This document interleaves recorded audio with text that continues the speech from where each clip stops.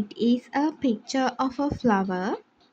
ඒක it කියන එක අපි plural කරොත් they. they නම් එතකොට a picture නෙමෙයි. එතකොට pictures පින්තූර of a flower කියලා දාන්න. එතකොට plural කරද්දි flowers. පළවෙනි එකෙන් කියන්නේ it is a picture of a flower කියන්නේ ඒක මලක පින්තූරයක්.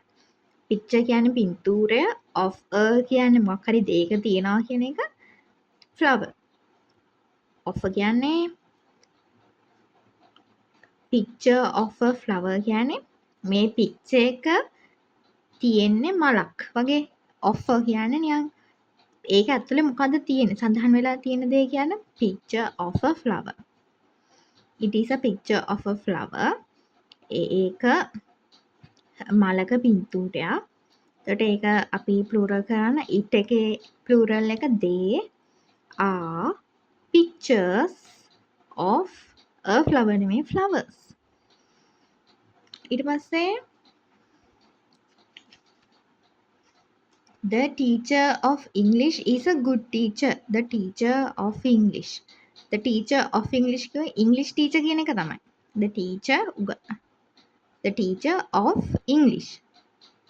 the teacher කියන්නේ teacher ගුරුවරයා හරි ඒ ඉංග්‍රීසි උගන්වන is a good teacher. හොඳ teacher කෙනෙක්.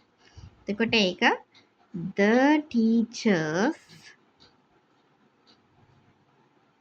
of English. ඉංග්‍රීසි උගන්වන ගුරුවරු are good. එන්නේ නැහනේ. good teachers. ඉංග්‍රීසි උගන්වන ගුරුවරු හොඳ ගුරුවරු. the book is in a cupboard. the book is in a cupboard කියද්දි පොත තියෙන්නේ cupboard එක ඇතුලේ. in කියන්නේ ඇතුලේ. එතකොට ඒකේ plural එක the book කියන එක the books. ඒකේ plural are in නෙමෙයි a cupboard කියන එක අපි plural කරා cupboards. cupboard එක ඇතුලේ. cupboard වල. the lesson is an English lesson. the lesson කියන එක පාඩම. එතකොට ඒකේ බහුවචනේ the lessons are an English lesson නෙමෙයි. the lesson is an English lesson. පාඩම ඉංග්‍රීසි පාඩමක්. එතකොට අපිට ඒක බහුවචන කරන පාඩම් ඉංග්‍රීසි පාඩම් කියලා තමයි මේ උගන්වන මොන හරි පාඩම් ඉංග්‍රීසි පාඩම් කියලා තමයි කියන්නේ. the lessons are English lessons.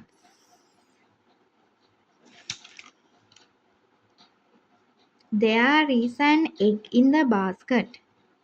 කූඩේ ඇතුලේ egg එකක් තියෙනවා කියලා තමයි කියන්නේ. there is තියෙනවා egg එකක් කූඩේ ඇතුලේ. there is කියන්නේ තිබෙනවා. there is an egg එක egg එකක් in the ඇතුලේ basket එක ඇතුලේ in the basket. එතකොට there are eggs තියෙනවා eggs ගොඩක්. එතකොට there are eggs in ඇතුලේ the basket ඇතුලේ basket ගොඩක් ඇතුලේ කියන එක තමයි කියන්නේ. the cow is in a field. හරකා ඉන්නේ field එකේ. මොකක් හරි තැනක field එක කියන්නේ කුඹුරක් පිට්ටනියක් ඔය ඔක්කොටම නිකම් ground කියලා තමයි පිට්ටනියට කියන්නේ. ඔයාලට field කියලා තියෙනවා නිකන් තනකොළ තියෙන තැනක්. එමත් field කියනවා. ඒ වගේ තමයි. එතකොට the cows are in fields.